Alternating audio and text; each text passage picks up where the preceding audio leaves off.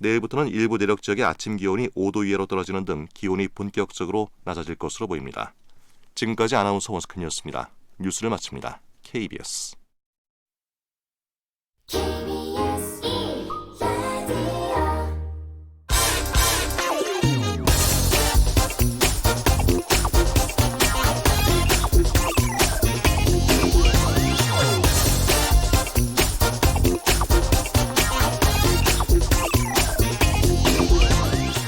네, 우리나라 3분기 경제 성장률이 0.4%에 그쳤죠.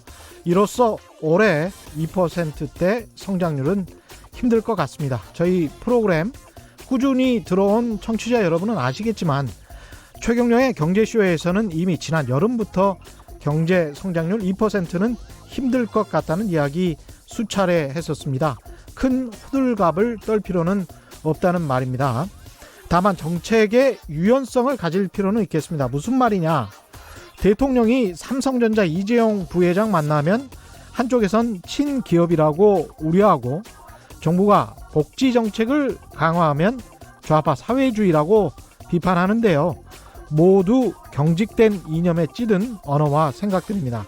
정부는 삼성전자의 투자를 격려하고 법원은 이재용 씨의 재판을 법에 따라 처리하고 중소기업 상생 정책도 실시하고 SOC 건설 투자도 강화하고 필요하다면 한시적으로 부동산 거래가 활발하게 일어나면서도 아파트 가격은 안정화시킬 수 있는 정책들을 적절히 혼합할 필요가 있습니다. 이걸 폴리시 믹스라고 표현하는데요. 쉽게 말하자면 꽁 잡는 게 매라는 이야기죠. 흰 고양이든 검은 고양이든 쥐만 잡으면 된다는 뜻입니다. 민주당 정부가 집권하면 꼭 좌파 정책만 해야 한다는 법도 없고요. 지금까지 보여온 문재인 정부의 행보를 봐도 딱히 좌파 정책만 펼쳐온 것도 아니라고 봅니다. 그렇다면 좀 더 실용적으로, 좀 더 과감하게, 좀 더 유연하게 행동할 필요가 있겠습니다. 혹시라도 청와대나 내각의 교수 출신 장관들도 자신의 어떤 이론을 지금의 경제 현실에서 입증하기 위해서 정책을 펴는 건 위험합니다. 시장은 예측하는 것이 아니라 대응하는 것입니다. 안녕하십니까? 진실탐사 엔터테이너, 그러나 가끔은 허당 최경영입니다. 세상에 이익이 되는 방송 최경영의 경제쇼 출발합니다.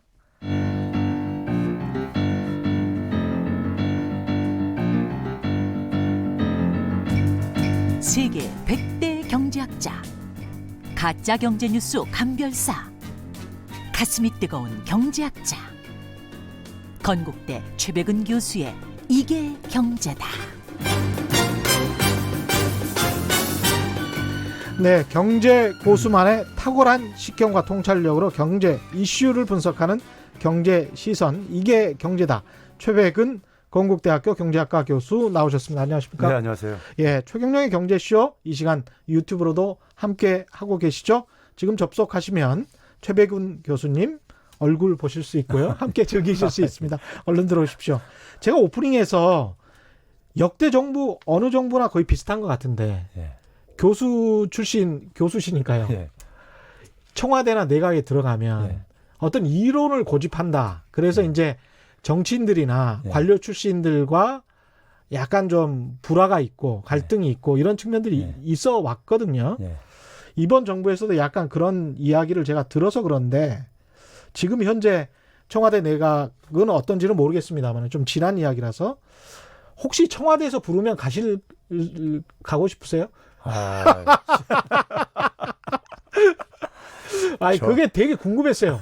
예전부터. 예. 저는 먼저 와이프가 이혼한다 그래요. 아 그렇군요. 예. 예. 그래서 가능하면 가능하면 안 갔으면 좋겠다고 항상 얘기를 하고요. 예. 예. 그 이유는 뭐 평범한 거죠. 뭐 사생활도 없어지고. 그렇죠. 예. 그리고 뭐 거기가 잘해야 본전인데 그렇죠. 욕 먹는 되게 그렇죠. 욕들 먹고. 예. 예. 근데 이제 가 있는 교수분들이나 이렇게 경제학자들도 있을 텐데 가서 고충이 가장 뭐가 심할까 이런 생각은 좀 해보셨을 것 같아요. 저는 제가 이제 거길 가기를 주저하는 이유 중에 하나도요. 하나가 뭐냐면은 밖에서 이제 그러니까 우리가 흔히 지적질하는 것은 예. 쉬워요. 그렇죠, 사실. 예. 그러니까 우리가 야당 노릇이 여당 노릇보다 더 쉽습니다. 그렇습니다. 예. 예. 근데 이제 국정을 운영하는 것은 실수를 용납을 안 해요. 책임을 져야 되니까. 그러니까요. 예. 그리고 첫 단추 잘못 깨게 되면은 예. 다 이게 엉클어질 수가 있고 그래요. 그렇죠. 그래서 굉장히 탁월한 의사의 능력이 필요한 거예요.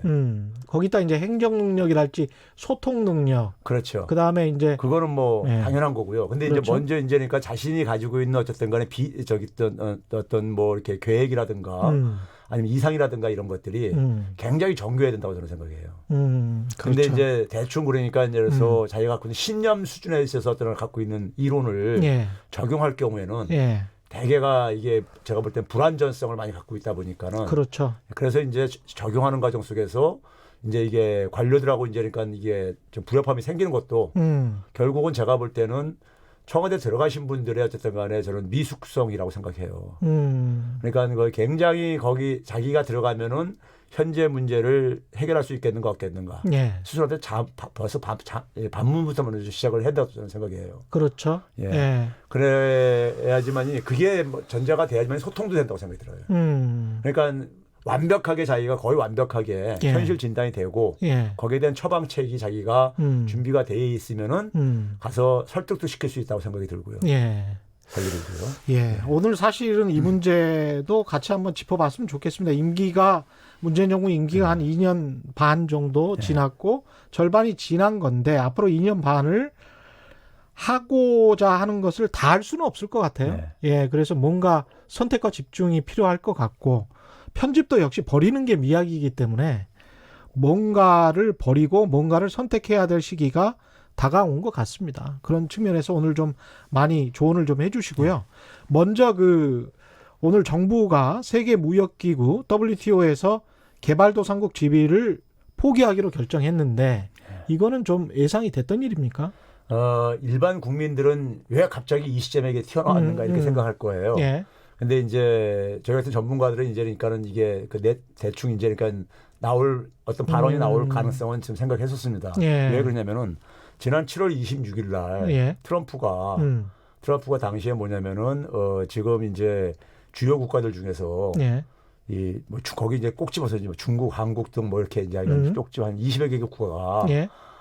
사실상 그러니까 경제 규모도 크고 뭐 선진국들 수준이고 그런데 예. 근데 부유하다 그랬죠. 부유하다고. 근데 예. 이제 개도국 예. 특혜를 받고 있다. 예. 그래서 그거를 100일 줄 테니까는 100일 이내에 이 WTO가 이거를 그러니까 해결을 하든지 아니면은 미국 혼자라도 개도국 지위를 그러니까 이거를 없애겠다. 맞습니다. 근데 예. 그 100일이 딱 이제 그러네요. 그렇죠. 아. 7월 26일 날부터 100일 계산하게 되면요. 생각해 보니까 그때 트럼프 대통령, 미국 대통령이 부자 나라에서 개도국의 지위를 향유하고 있다. 예. 이거 부당하다. 예. 이렇게 이야기를 했었거든요. 그렇죠. 그 숙제를 내준 거에 대한 답이 이제 답을 이제 내는 거. 이게 결국은 미국이군요. 예.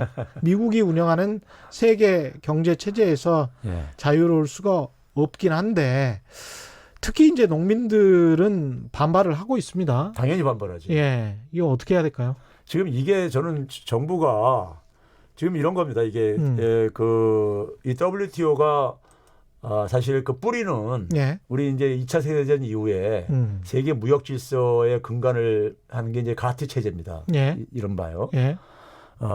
관세 및 무역에 관한 일반 협정 우리말로 이렇게 번역하면요. 그래서 이제 국제 무역 질서의 어떤 룰을 만든 거죠.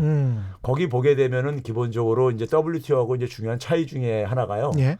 뭐냐면은 선진국과 후진국과는 실력 차이를 인정을 해줬어요. 예. 그렇죠. 예, 그래서 후진국들은 그러니까 실력이 부족하니까는 좀 이제 어느 정도 실력이 좀 경쟁을 선진국과 똑같은 수준에서 경쟁을 할 수 있을 때까지 좀 어느 혜택을 이제 준 건데 예. 그게 일종의 보게 되면 이제 그러니까 뭐 시장을 국내 산업을 보호하기 위해서 관세를 부과할 수 있는 이런 혜택이라든가 예. 아니면 국내 산업을 육성하기 위해서 보조금을 좀 지원한다든가 이런 이제 혜택을 부여를 해줬어요. 예. 그게 이제 가트 체제의 이제 기본적인 이제 그러니까 우리가 정신이고 그리고 이제 그 당시에는 농산물 같은 건 제외했었고요.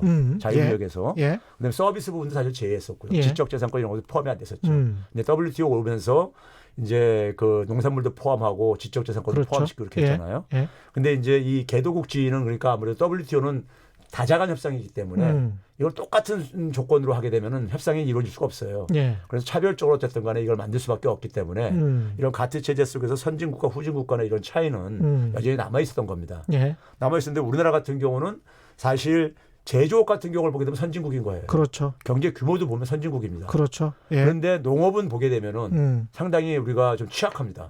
규모가 작으니까요. 예, 워낙. 규모도 예. 작고 어떻게 보면 우리가 이제 일종의 불균형 성장을 했잖아요. 제조업 성장을 위해서 농업을 희생한 측면도 있고. 맞습니다.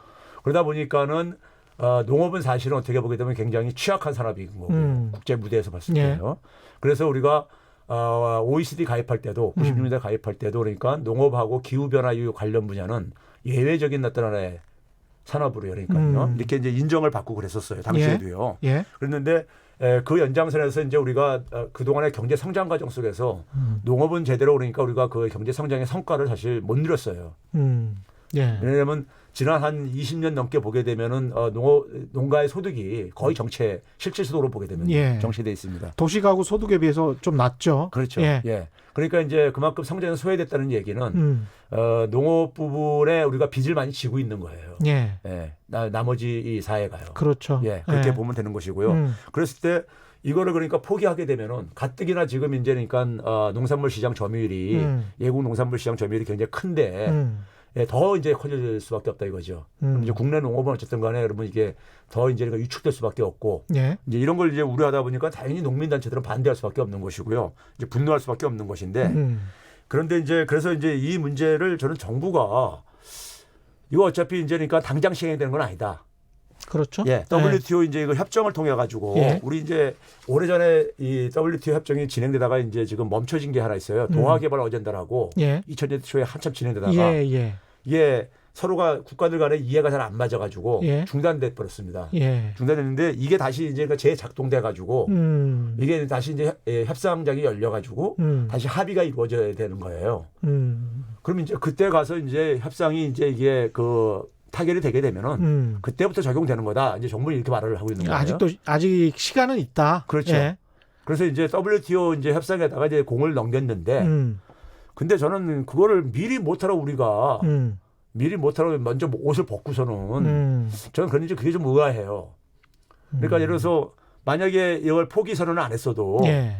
포기 선언 안 하고 이제 예를 들어서 이 정도죠. 그러니까요. 우리가 WTO 협상에서 다시 충분히 논의를 할 수 있다. 예. 이 정도는 좀 오픈만 시켜놨어도 그러면 우리가 예를 들어서 이 부분을 이해관계를 조정하려면은 굉장히 많은 국가들 간의 이해관계가 또 이제 복잡하게 그렇죠. 예. 이게 잘 안 됐던 이유도 거기에 있거든요. 예. 그럼 거기다가 사실 떠밀릴 수도 있는 거거든요. 이거는데 근데 일단 단호하게 그냥 우리가 포기하겠다 이렇게 했단 말이에요.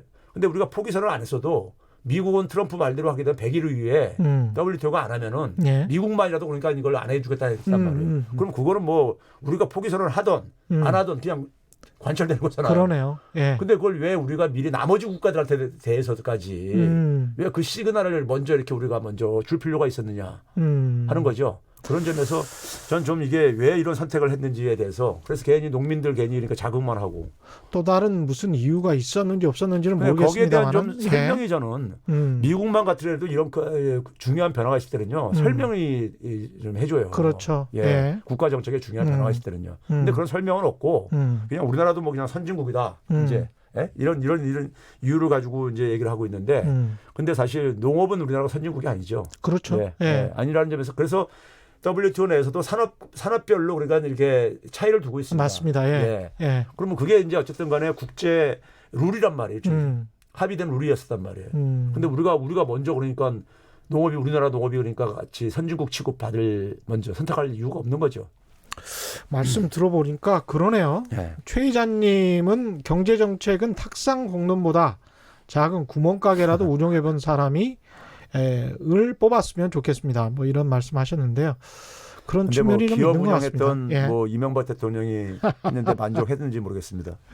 이게 또 그 여러 특히 대기업 운영했던 사람들 같은 경우는 예. 이익이 또 많이 이미 흘려놓은 이익들이 있잖아요. 예. 본인들의 이익이 있는데 공적인 자리에 가서 그 이익들을 다시 차단할 수 있을까 거기에 관한 의구심이 계속 들기는 하더라고요. 그래서 이제 교수 출신들이랄지 관료 출신들 뭐 이런 사람들을 선호할 수밖에 없는 그런 상황이 자꾸 오는 것 같습니다. 예. 그러니까 우리나라 이제 공직자들이요. 사실 우리가 기본적으로는 공직자라는 것은 말 그대로 공공을 위해서 서비스하는 자리란 말이에요. 예. 그렇죠? 예. 그럼 자기 희생인 거죠, 개인적으로는요. 그렇죠. 예. 그런데 우리 국민들이 볼 때는 그동안은 많은 공직자들이 그 공직을 이용을 해가지고 자기의 사적인 일들을 추구하는 하나의 그럼요. 기회로 삼았단 말이에요. 예. 그러다 보니까는 그러한 부분에 대해서 어쨌든 간에 시민단체라든가 학자들은 문제점을 끊임없이 지적을 할 수밖에 없고 그럼 국민들이 이제 그러한 부분에 대한 갈증이 있는 거죠. 그렇죠. 그러다 예. 보니까 이제 그러니까 교수들이 불려나가고 이제 했던 것 같습니다. 제가 볼 때는. 예, 맞습니다. 그런데 그것도 또 딱히 뭐 좋은 현상은 아닙니다. 예, 맞습니다. 교수와 관료와 특히 뭐 그 법조인 출신들 위주로 엘리트 군이 구성이 돼서 정부나 청와대가 구성이 되는 게 바람직하지는 않다고 봅니다. 어제 한국은행이 올해 3분기 이제 경제 성장률을 발표했는데 0.4%였고 지난 1분기 때가 마이너스 0.4%였죠. 그랬었죠. 그 다음이 2분기가 1%인가 예, 뭐 1.0이었고 1.0이었고 이번에 이제 0.4. 0.4%면 그렇게 되면 이제 합치면 1%. 평균 내면 예, 평균 내면 1%. 그 올해 경제 성장률 2%가 되려면 4분기에 1% 이상을 해야 된다는 이야기인데 거의 뭐 불가능할 것 같습니다. 예. 근데요, 예. 이 성장률 수치, 그러니까 일반 국민들은 그러니까는 이 숫자 하나에 그냥 이렇게 집중을 하다 보니까 예. 놓치는 부분들이 많이 있는데요. 그렇습니다. 예. 2분기에 아까 소개했듯이 이제 1.0%라는 게 예. 1분기 대비해서였었어요. 그렇습니다. 그렇죠? 예. 이번에도 2분기 대비입니다. 그렇죠. 예. 근데 연율로 보게 되면요. 예. 1년 전. 그렇죠. 동기. 그러니까 1년 동안을 이제 성적으로 이렇게 매긴다면은 예. 2분기가 2.0이었었어요. 근데 3분기도 올해도 지금도 2.0입니다. 아, 그렇군요. 연율로는요. 아. 예? 그러면 이게 뭘 의미하는 거냐? 예. 그러니까 전기 대비로 1.0하고 0.4 하게 되면 절반도 안 되게 떨어진 거잖아요. 예. 떨어진 건데 이게 왜 그러냐면은 앞에 분기 대비를 이렇게 하다 보니까 기저 효과가 있는 거죠. 그렇죠. 예. 그래서 실체가 잘 이제 가려지는 부분이 있어요. 그러니까 전기 대비할 때는. 지난해 7, 8, 9월에 비해서는 2% 정도 성장을 그게 했다. 이제 그러니까 예. 2분기 때는 4, 5, 6월달하고 똑같다 이거예요. 성적이. 그렇죠. 예. 예. 근데 하나는 1.0%고 하나는 0.4%란 말이에요. 그래서 우리가 지난 수십 년간 쭉 보게 되면요. 앞에 분기가 높으면은 뒤에 분기 떨어지고요. 아. 이게 반복해 왔어요. 지그재그로 계속 예. 그렇게 가는군요. 최근에도 보게 되면은 뭐 2017년 1분기에 0.9 한 다음에 2, 4분기에 0.5로 떨어졌다가 3분기에 1.5로 올라갔다 다시 마이너스 0.1로 떨어지고요. 앞에 분기가 크게 올라가면요. 뒤에 분기가 그러니까 어떻게 보면 떨어지고. 당연할 수밖에 그렇죠. 없겠습니다. 예, 기저 효과가 예. 작용하니까요. 예. 그래서 이제 그 점을 먼저 하나 이제 좀 이제 우리 국민들이 너무 이제 이 성적표에 예. 0.4라는 수치에 너무 이제 그러니까 그렇죠. 그 우울해할 필요 없다. 예. 이 분기하고 사실상 내용은 같다. 이렇게 얘기를 드리고 싶고요. 예. 그 다음에 이제 2.0이 이제 안 된다는 얘기는 저는 지난 연말부터 이게 방송에서 계속 얘기했었어요. 그렇습니다. 예. 예. 그래서 이게 그 당시에 이제 이렇게 얘기를 하면서 대규모 추경 편성이 저는 필요하다고 계속 얘기했던 사람이거든요. 예. 근데 그 당시에 이제 정부라든가 뭐 예를 들어서 한국은행, KDI 이런 데서 전망치를 정부 목표치 비슷하게 잡아놨었죠. 최소한 2.5% 이상을. 맞습니다. 그때는 그렇죠. 그랬습니다. 예. 예. 2.5에서 한 2.7까지 이렇게 얘기가 어렸었어요. 지금은 이제 2.0, 2.2 이렇게 이야기 나오잖아요. 떨어뜨렸잖아요. 그때 제가 방송에서 또 그런 얘기 했었습니다. 정부가 이제 그 근거로 얘기하면서 5월 달이 지나면은 수출이 개선될 거다. 지금 예. 수출이 떨어지고 있는데 예. 그때 제가 그랬습니다. 그 개선되는 근거가 뭐냐? 왜냐하면 하반기 될수록 미국 경기도 지금 그러니까 후퇴 국면으로 지금 진입하고 있고 예. 중국 경기도 나빠지고 있고 세계 주요 그러니까 경제 규모 1, 2 국가가 나빠지는데 우리 수출이 그 개선된다는 근거가 도대체 뭐냐? 예. 그런데 거기 근거 없이 그냥 그 근거 없이 그냥 그런 주장을 했단 말이에요. 예. 제가 알기로는요. 예. 그러면 그거는 그냥 하나의 희망사항인 거죠. 그렇죠. 예. 그러면 결국은 뭐냐면 이랬을 때 이제 그러니까는 관료들이 이제 그러니까 우리가 그 일종의 의심의 눈초리를 받는 이유가요. 지식인들한테 받는 예. 이유가 결국은 그걸 이 성장률을 과대평가함으로써 결국은 재정을 결과적으로는 굉장히 긴축적으로 운영을 하게 됐다 이거죠. 그렇게 볼 수도 있겠네요. 그렇죠. 예. 그러니까 우리가 추경 편성할 때도 너무 낙관적인 전망을 내놓음으로써 그렇죠. 그러니까 예. 추경 편성할 때 봐보세요. 처음 제출했던 게 뭐냐면 0.1%포인트 증가 효과를 기대하면서 편성을 했어요. 왜 그러냐면은 2.6%를 목표로 하고 한 2.5 그러면 0.1%라는 얘기는 한 0.1%뿐이 안 떨어질 거라고 예상하는 거잖아요. 그러네요. 그러면 그러면 결국은 두 가지 중 하나입니다. 하나는 뭐냐면 굉장히 정부 관료들이 실력이 없거나 무능하거나 아니면은 의도적으로 재정을 굉장히 긴축적으로 운용하기 위해서 이 기재부 관료들은 기본적으로 굉장히 재정을 경직적으로 운영하는 경향들이 있습니다. 그렇죠. 계속 그러니까, 지난해에도 세수가 계속 남았잖아요. 그러니까요. 예. 그것도 뭐 빚도 갚았었고요. 예. 상당 부분은요. 그러면 그런 인재니까는 결국은 재정을 굉장히 경직적으로 운영하기 위해서 그런 전망을 했다고 우리는 의심의 눈치를 받을 수밖에 없는 것이고요. 그 결과로 그러니까 성장률 떨어지는 것에 대해서 잘못된 정책 대응을 했던 거죠. 결과론적으로는요. 그러네요. 예, 그런 점에서 결국은 제가 생각할 때는 지금 이게 문재인 정부가 지금 3년 차 들어서면서요. 경제 정책들이 경제가 기본적으로 청와대에서 관료로 다 넘어갔다. 이런 얘기를 이제 많이들 하거든요. 예. 특히 홍남기 팀에서요. 예. 그런 점에서 이제 청와대가 사실은 이 경제에 대해서 이게 그 제대로 컨트롤을 못 하고 있는 게 아닌가. 그런 걱정이 드시는군요. 예. 그리고 실제로 청와대 내부도 많은 관료들이 이제 진입을 해버렸고요. 그렇습니다. 네, 예. 그러다 보니까는 결국은 청와대가 경제는 사실 그 일종의 경제를 관리할 만한 사람이 거시 경제를 관리할 만한 사람이 없는 게 아닌가. 이런 이제 저는 그 생각을 지울 수가 없습니다. 그러니까 숫자 싸움에서 관료들이 특히 기획재정부 관료들이 이렇게 나올 것 같다라고 하면 이게 반박할 수 있는 자료가 있어야 되는데 네. 그거를 반박할 수 있는 팀이 청와대나 그렇죠. 뭐 내각에 있느냐 없느냐가 중요할 것 맞습니다. 같습니다. 근데 이제 우리가 50이라고 하죠. 어쩌다가 공무원 된 예. 정치권 같은 경우에 정보나 이런 행정력 수준에서는 관료들에게 늘 당하니까 늘공이라는 관료들에게 늘 당하니까 그런 측면에서 참 아쉽네요. 그래서 제가 예. 모두에 굉장히 훌륭한 의사가 들어가야 된다. 굉장히 그러니까 준비가 철저하게 돼 있는 네. 자신이 그러니까 본인이 스스로 볼 때 제 자신이 없으면 들어가지 말아야 되는 거예요. 그렇죠. 예. 그러니까 그 전부터 주장해 오셨던 재정 확대 정책 예. 같은 것도 좀 늦은 감이 있다 이런 비판이 나오고 있지 않습니까? 늦었을 뿐만 아니라 예. 규모도 작고요. 규모도 작고. 예. 그러니까 지금 이런 상황을 자초했다 이거죠. 결국 결국은 성장률이 이렇게 떨어지는 것을 예. 1%대로 떨어지는 것을 자초했다 이거죠. 예. 그러면 이거는 결국은 뭐냐면은 본인들은 말로는 이제 그걸 동의하지 않겠죠. 예? 근데 결과론적으로 정부 관료들이 그러니까는 사실은 이 국민들을 위한 것보다는 자신들 조직의 어떤 입장들 이런 것들에 그러니까는 사실 그 스탠스가 그런 네. 쪽으로 좀 맞춰진 게 아닌가. 우리 뭐 그런 거는 사실 최근에 뭐 검찰 이런 쪽에서 많이 보잖아요. 그렇죠. 조직의 이익이 그러니까 국민들 국가의 이익을 앞서는 이런 경향들이요. 근데 이제 그게 소위 말해서 관료제의 폐해죠. 예, 맞습니다. 우리가 말하는 예, 기획재정부 입장에서는 뭐 관리재정 그것만 가지고 나중에 어차피 정부가 바뀌면 어떻게 될지 모르기 때문에 계속 안정적으로 가고 싶다 뭐 이런 측면이 강할 것 같습니다. 그렇죠. 예. 그래서 저는 청와대가 지금 더 이상 늦지 말고요. 다시 고삐를 잡아야 된다고 생각합니다. 경제에 대해서 고삐를 잡아야지 예. 관료한테만 맡겨서는 안 된다고 생각합니다. 예, 조대권님, 최백운 교수님 스탠스가 약간 바뀐 듯하네요. 저 똑같은데 항상. 예, 똑같은데요. 예, 굉장히 현실적입니다. 원래 현실적이셨어요.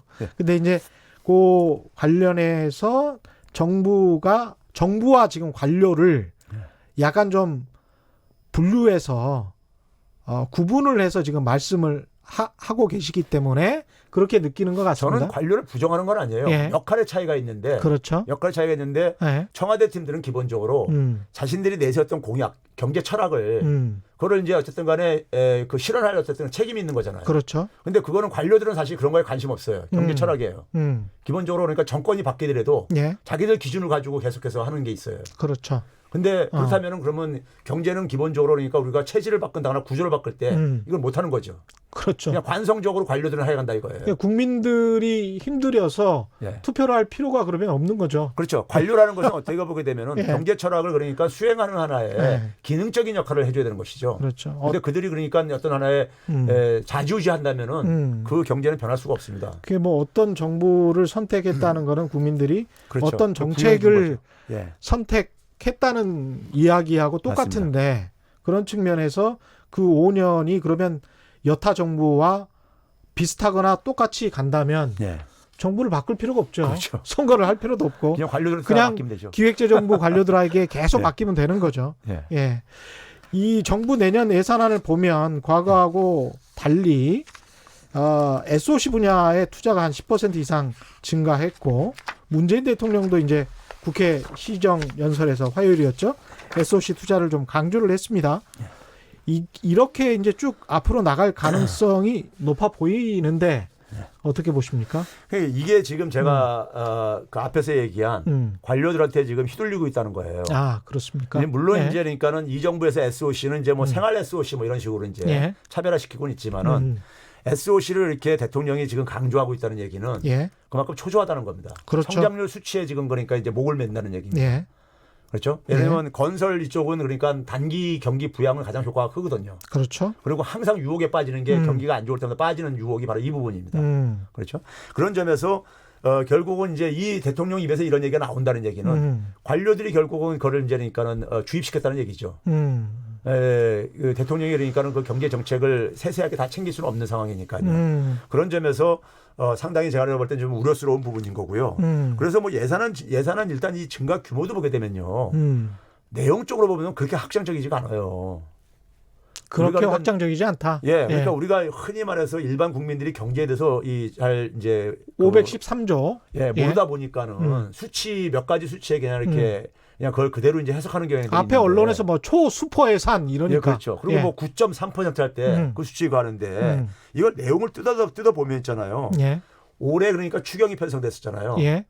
그럼 올해 예산 대비해가지고 내년에 예산이 얼마나 변하냐 할 때 추경도 포함시켜야 되는 거예요. 그렇죠. 근데 추경 포함 안 한 겁니다, 이거. 아. 추경 포함하게 되면요 8% 증가한 거예요. 아, 9.8%가 아니고. 예. 예. 그러니까요. 먼저 거기서 하나 그 하게 되고요. 예. 그 다음에는 뭐냐면은 이제 일종의 보게 되면은 이 융자 사업 예산이 있습니다. 융자라는 건 말 그대로 돈 빌려주는 거죠. 예. 그러니까 돈을 빌려주고서는 예를 들어서 이제 주택 구입 전세 자금을 이제 그러니까 이제 지원을 해주잖아요, 정부가요. 예. 그러면 그걸 이제 융자해주고 돈은 그건 돌려받는 돈이란 말이에요. 그렇죠. 그러니까 실제로 쓰는 돈이 아니죠. 예, 예. 이런 것들이 그러니까 한 44조 원 정도 그러니까 이게 포함되어 있어요. 아, 44조 원이나 돼요? 아니 이 7조 원 정도 이게 포함되어 있어요. 7조 원. 예. 예. 그러니까 이런 그 전체 증가가 44조 원인데 7조 원 정도 그거에 차지한다 이거예요. 거의 20% 가깝게 가요. 예. 이런 것들도 있고요. 그다음에 뭐냐면 이제 뭐 출연금 같은 경우 이것도 그러니까 정부 지출에는 별로 영향 안 미치는 돈들이에요. 예. 그러니까 이런 것들 다 빼고 나면은 그러니까는 빼고 나면은 그러니까 뭐 그렇게 확장적이지도 않고요. 저는 9.3%가 이게 정부 순수한 지출이라 하더라도 저는 충분치 않다고 보는 사람입니다. 실질적으로 돈이 뭐 쓰여지는 데는 그렇게 많지 않다 이렇게 보시는군요. 예, 그렇죠. 예. 거기다가 이제 언론들에서는 뭐냐면 이제 적자. 그러니까 씀씀이는 굉장히 늘어났고 예. 세입은 감소한다 그러잖아요. 예. 근데 그 감소하는 이유 중에 한 가지가 또 뭐가 있냐면은 뭡니까? 저기 이제 지방에다가 예. 우리가 지금 돌려주는 부분들이 증가하고 있습니다. 그러니까 그게 이제 빠져나갔으니까는 그렇죠. 세입이 그러니까 감소하고 나타나는 거예요. 지방 교부금 같은 것. 예. 예. 그러니까 소비세 중에서 이제 그러니까 소비 부가가치세 중에서 예. 지방으로 우리가 내로 보내주는 부분들이 그게 이제 지금 우리가 지방 재정을 좀 더 이제 강화시키기 위해서 예. 이제 하는 부분들이 있거든요. 그래서 이제 그런 부분들이 한 5조 1,000억 원 정도 돼요. 그러니까 그런 것은 사실 그러니까 세입에서 빠져나간 돈이란 말이에요. 예. 그러니까 그만큼 그걸 포함시키게 되면 국가 채무도 그만큼 줄어드는 것이고. 그러니까 정부나 관료들이나 보수 언론들은 가능한 한 그러니까 정부가 그러니까 지금 돈을 많이 쓰고 있다는 이런 인상을 좀 잠깐만 심어주려고 하고 있고. 그렇습니다. 예. 예. 그런 느낌이 강하죠. 예. 왜 그런지 아세요? 왜 아니 뭐 덜 쓰게 하려고. 아니 못 쓰게 예. 하는 이유가 그러니까 왜 그러냐. 왜 돈을 쓰게 되면은 예. 돈을 쓰게 되면 결국은 그걸 언젠가 뭘 돈을 걷어서 메꿔야 되잖아요. 그렇죠. 메꾸는 건 누구 돈으로 메꿉니까? 결국 세금 걷어서 메꿔야 되는 거잖아요. 그렇습니다. 세금은 누가 더 많이 냅니까? 아, 부자들이 더 많이 기업이나 부자가 많이 내죠. 아. 그게 싫은 거예요. 아, 그렇게 보시는군요. 근데 아까 그 SOC 그 건설 투자 관련해 가지고 예. 이게 이제 관료들에게 포획된 것 같다 이런 네. 말씀을 하셨는데 SOC 건설 투자 말고 그러면 늘어난 재정으로 어떤 부분에 좀 투자를 해야 된다 이렇게 생각하시는지? 저는 지금 기본적으로요. 우리가 지금 이제 경제 체질을 강화해야 되고 예를 들면 이런 겁니다. 지금 우리가 현 정부가 그러니까는 소득주 성장을 내세워 가지고 저소득층이라든가 어쨌든 간에 그 저임금 근로자들의 소득 기반을 좀 강화시켜줘가지고 내수를 좀 강화시키겠다는 이런 취지였었거든요. 예. 그래서 이제 최저임금도 이제 그러니까 그렇게 요란하게 하면서 아이가 한 2년 동안 했었단 말이에요. 근데 그런 것들이 별로 효과를 못 본 이유가 예. 그 최저임금 되게 버는 사람들의 많은 사람들이 청년들이잖아요. 청년들이 그거를 가는데 저 최저임금 인상된 거 가지고 수입이 조금 증가했지만은 자기들 그러니까 집세 나가는 게 더 많이 나가요. 그러니까 최저임금 인상 효과가 별로 없는 거예요. 그렇죠. 예. 예.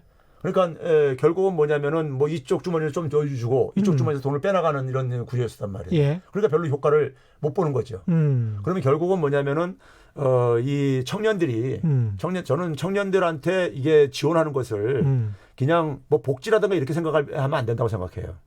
이거는 하나의 투자다. 투자다. 제가 이제 지방에 이제 강연 내려가면요, 지방자치단체장들이 우리나라 지방 경제 중에서 뭐 잘 되는 경제 별로 없잖아요. 예. 그러니까 좀 하나 훈수 좀 더 달라고 이렇게 얘기를 해요. 그럼 제가 이제 예를 들어서 가서 이제 뭐냐면 청년들이 살고 싶은 도시로 만들어라. 그렇죠. 그게 청년들이 중요합니다. 예. 매력을 느껴가지고 오는 도시들 만들어라. 예. 당신들 여기에다 대기업 유치하려고 막 애를 쓰는데 대기업들 여기 안 온다.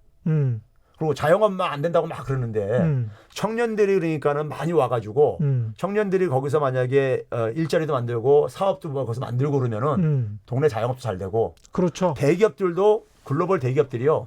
대개 자기들 그러니까 기업을 가는 곳이 글로벌 인재들이 있는 곳으로 갑니다. 그게 가장 중요한 요인이에요. 예. 그러니까 청년들이 매력을 느껴가지고 가는 곳이 간다. 그래서 제가 이제 청년들 그러려면 청년들 주거 비용을 낮춰줘야 되잖아요. 근데 이제 청년들 이제 임대주택 짓는데 막 반대하잖아요. 아파트 값 떨어진다고요. 그래서 제가 이제 그러면 그 주부들한테 제가 강연하면서 그런 얘기했어요. 예. 청년들이 없는 지역은 길게 보면은 그 지역 아파트 다 떨어진다. 그렇죠. 예, 결국은 노인들만 남게 되고 예. 노인들 죽고 나면 다 이 공동화 돼 버린다. 예. 옆에 나라 일본이 그렇지 않냐. 그렇죠. 예. 지금 근시안 쪽으로 내다보고 청년들이 그러니까는 살 수 없는 도시에서 어떻게 아파트 값이 지속될 수 있겠느냐. 어떻게 거기서 장사가 잘 될 수 있겠느냐. 이런 얘기. 그러면 그 사람들이 그때서 이제 그걸 좀 느끼시는 것 같더라고요. 그래서 청년들이 그러니까 적어도 이 지금 고민하는 것은 뭐냐면요. 자기들이 그러니까 일단 먹고 사는 문제에 치여가지고 아르바이트 2개, 3개를 해야 된다 이거예요. 예. 그거 하다 보니까 자기가 하고 싶은 일도 못 만든다 이거예요. 기업이 일자리를 못 만들어주고 정부가 못 만들어주는 상황 속에서 자기 스스로라도 만들고 싶은데 예. 자기 하고 싶은 일을 거기다가 그걸 투입할 에너지를 가질 시간이 없다 이거예요. 왜 그러냐면 아르바이트 2개, 3개 하면 지쳐가지고. 그렇죠. 그러면 청년들이 그러니까는 주거 비용 낮춰주고 청년들이 그러니까 그런 걸 자기가 하고 싶은 걸 찾을 수 있게 네? 하는 동안에 적어도 생활비를 지원해준다든가 이걸 투자로 생각하라 이거예요. 일단은 주거 비용이 낮아지면은 소비도 좀 늘고 그렇죠. 미래에 대한 어떤 예. 확실한 안정감이 드니까요. 예. 그렇게 하다 보면 또 결혼도 하게 되고 뭐 이러니까. 맞습니다. 예. 근데 이제 그 예산안 관련해서도 야당도 그렇고 유승민 대표도 그렇고요. 뭐 자유한국당도 마찬가지고 이 여러 가지 재정 확대 정책을 반대하는 목소리들이 높고 이게 절대 굴복하지 않고 원칙을 지키면서 예산안 심의마다 마지막에 타협하지 않겠다. 뭐 이런 게 이제 유승민 바른미래당 변혁 대표의 이야기고요.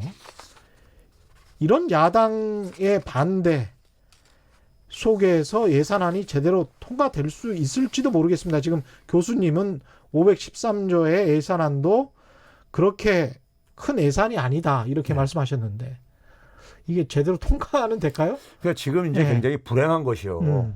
불행한 것이 지금 야당이 집권을 해도 지금 그러니까는 제가 볼 땐 지금 여당 이상으로 성과를 낼 수 있겠는가 저는 굉장히 의구심을 가져요.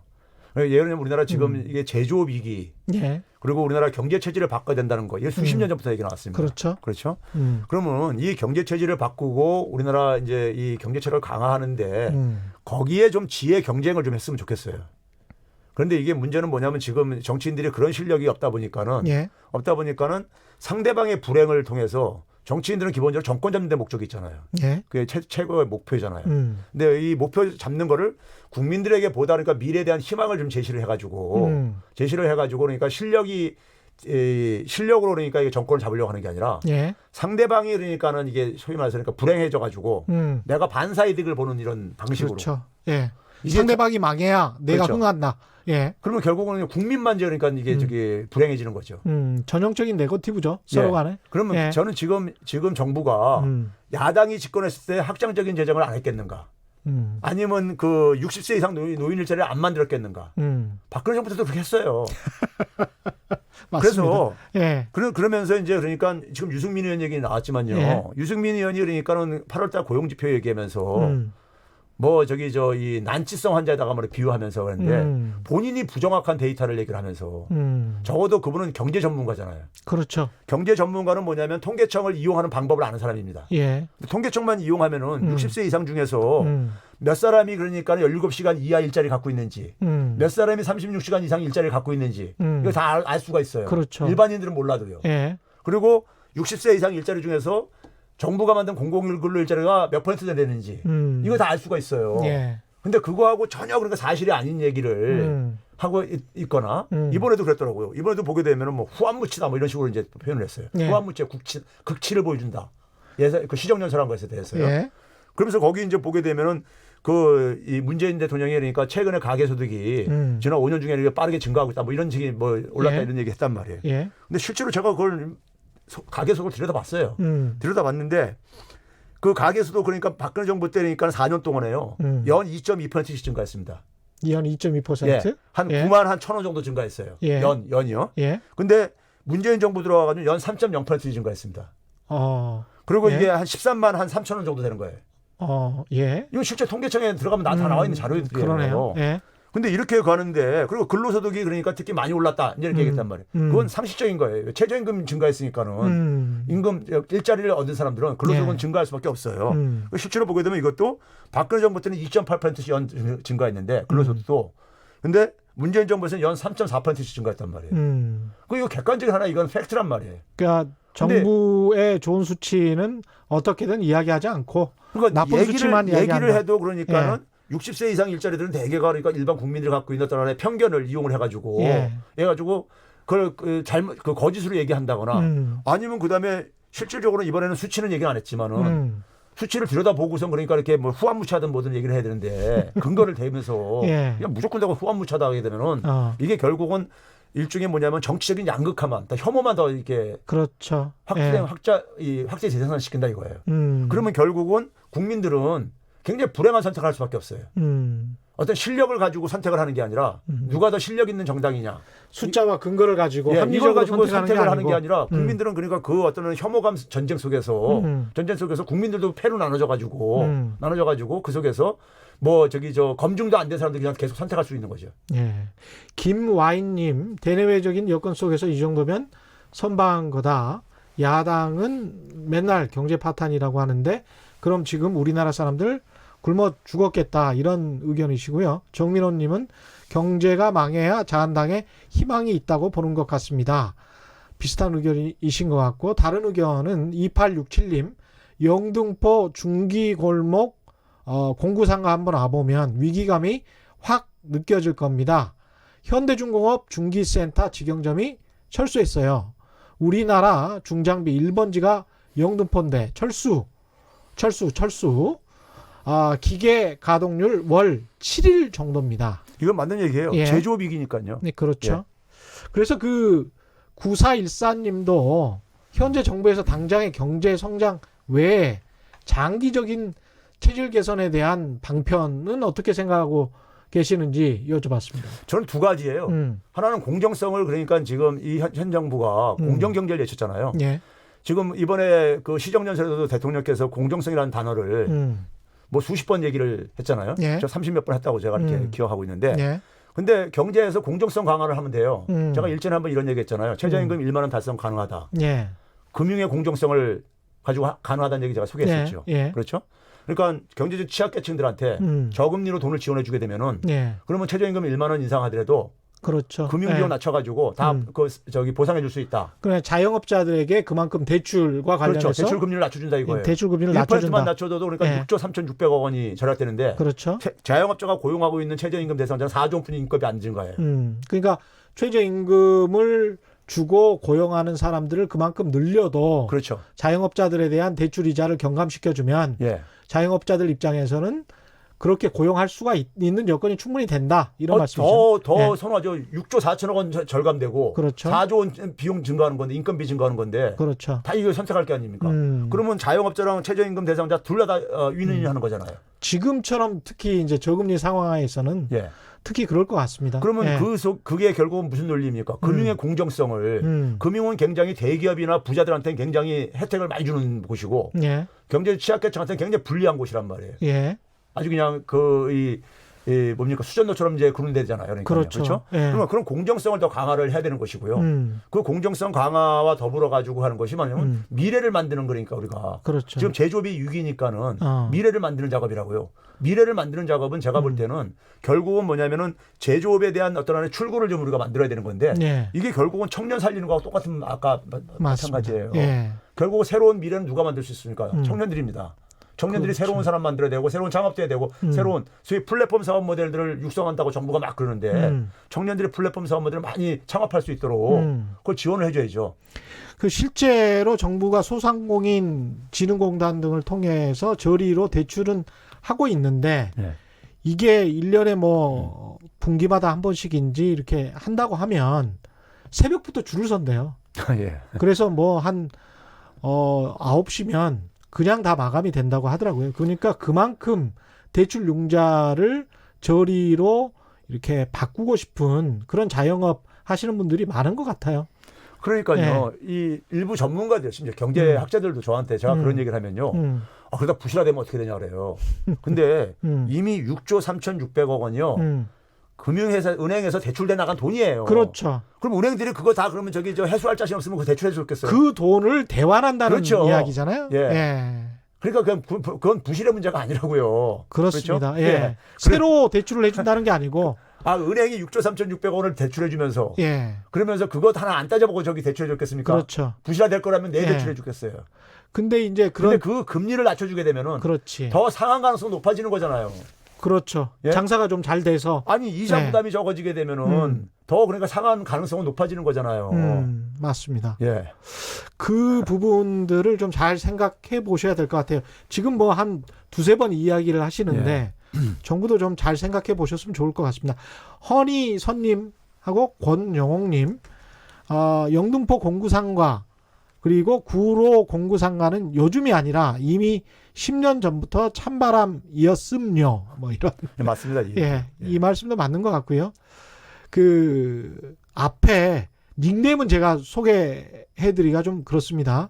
최 교수님, 미국 연준이 향후 금리를 더 낮추면 우리의 금리나 여유폭이 어디까지 가능하겠습니까? 이렇게 물어보셨네. 예. 이론적으로는 0%까지도 가능해요. 뭐 심지어 그러니까 마이너스 금리까지도 가능할 수 있습니다. 우리도 예, 이론적으로는 예, 이론적으로 가능할 수 있는데 예. 문제는 그 금리 인하 가지고 금리 인하한다고 해서 그러니까 이게 해결될 문제가 아니기 때문에 문제인 거고 예. 금리를 인하를 따라서 하다가 문제는 뭐냐면은 진짜 금리 인하하고 돈을 풀어야 될 때 그 수단이 다 고갈돼 가지고 못하는 상황이 저는 올까봐 오히려 더 그게 걱정을 하고 있습니다. 512님은 경제가 파탄이라고 하는데 과거나 지금이나 국회의원 중에 재산이 감소한 자 있나요? 재산이 감소한 국회의원만 주장하세요. 이런 말씀하셨습니다. 국회의원 월급은 2억 원 가까이 되기 때문에요. 재산이 감소할 수가 없습니다. 그리고 매년 재산 신고할 때 보면은 예. 제가 볼 때는 많은 분들이 봉급 이상으로 재산이 증가하더라고요. 예. 그 얘기는 그리고 특수활동비 같은 그렇게 세금을 안 내는 영역들이 굉장히 많아요. 아니 그리고 스스로 이제 그렇게 만들었어요. 또 봉구표를 그렇게 만들어가서 법을 그렇게 만들었기 때문에 본인들은 기본급보다도 그런 과외로 받는 것들이 굉장히 많습니다. 그것도 있지만요. 그게 또 세금 안 내요 거기에 관해서. 그것도 있지만요. 예. 고급 정보를 먼저 취득하기 때문에 또 그럴 수 내부 일종의 그러니까 내부 작업을 해야죠. 그렇죠. 예. 그런 부분들을 사실은 굉장히 이해 충돌 부분들이 많은데 예. 그런 부분들 꼭 좀 불식시켜야 될 것 같습니다. 조인환 님도 비슷한 말씀이시네요. 저희 가정만 생각해도 가계소득이 문재인 정부 들어서 많이 증가했는데 자녀들이 최저임금에 해당돼서 일하는 직업이지만 이런 말씀하셨고요. 1105님, 이 땅의 포화 상태인 자영업자는 자연 정리되고 있는 상태입니다. 매년 조금씩 줄어들고는 있습니다. 그렇죠? 2005년부터 계속 줄어들고는 있고 세계적인 경제 흐름이라고 지금 말씀을 하셨는데요. 이렇게 현명한 시민 여러분들이 제대로 된 판단을 많이 해주시고 있으니까요. 오늘 여기까지 해야 될 것 같습니다. 시간이 다 됐네요. 네. 오늘 말씀 감사하고요. 네, 지금까지 최백은 건국대학교 경제학과 교수와 함께했습니다. 예, 최경영의 경제쇼 오늘 준비한 내용은 여기까지고요. 주말에는 세상에 이기 플러스 따따블로 마구마구 되는 최경영의 경제쇼 플러스가 방송됩니다. 본방은 일요일 오후 5시 5분 그리고 유튜브로는 토요일 오전 10시에 최초 공개됩니다. 자영업자들의 생존기 기대해 주시기 바랍니다. 고맙습니다. 지금까지 세상의 이데어로 방송 최경영의 경제쇼였습니다.